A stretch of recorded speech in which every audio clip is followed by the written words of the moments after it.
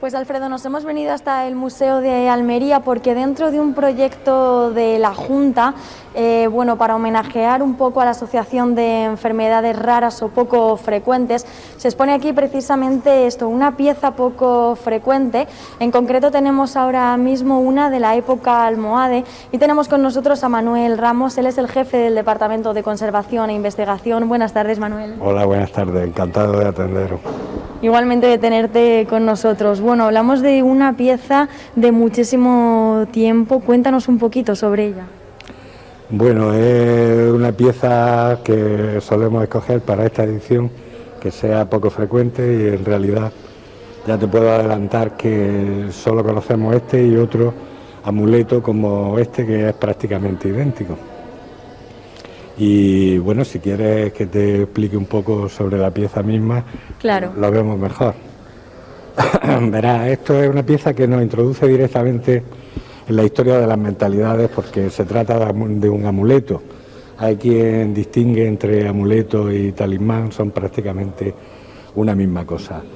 Normalmente los amuletos se hacían sobre plomo porque era muy fácil de trabajar y con un molde, que era realmente lo difícil, y por eso creemos que incluso la otra pieza conocida puede estar hecha con el mismo molde. Los amuletos, en fin, servían desde el punto de vista de la prevención y desde el punto de vista de la sanación. Normalmente los amuletos de plomo son una lámina con un texto que puede ser pues la profesión de fe musulmana, un fragmento del Corán, y solían formar parte de una suerte de recetas que hacían los hombres de religión, los alfaquíes, en época andalusí, que consistía en prescribir unas hierbas medicinales, una oración y un amuleto que fabricaba probablemente el propio alfaquí. Y bueno, como te digo, normalmente tienen un texto, en nuestro caso no es así, pero nos queda la iconografía, que tiene unas representaciones muy interesantes.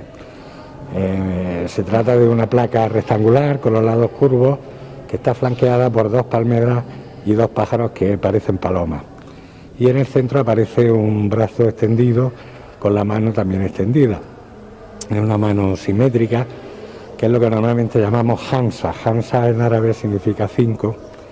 Y bueno, hay quien dice que significa de algún modo la misericordia de Dios, y así está expresado directamente en el Corán. Pero sobre ese significado, digamos, religioso desde un punto de vista ortodoxo, se yuxtapone o se solapa otro significado más popular, porque este tipo de manos también se llaman manos de Fátima, y quizá no todo el mundo sabe por qué se llaman así. Y se debe a una anécdota más o menos legendaria de que Fátima, la hija del profeta Mahoma, estaba preparando la cena cuando su marido, yerno de Mahoma, y su marido Alí, se presentó con una concubina.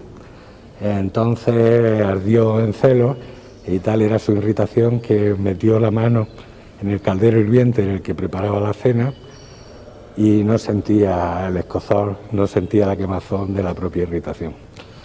Así es que por eso es por lo que se llaman manos de Fátima, y todavía podría añadírsele otro significado, que los 5 dedos de la mano representasen los 5 mandamientos básicos, los 5 principios de la religión islámica, que son la profesión de fe, el ayuno, la peregrinación a la Meca, la limosna.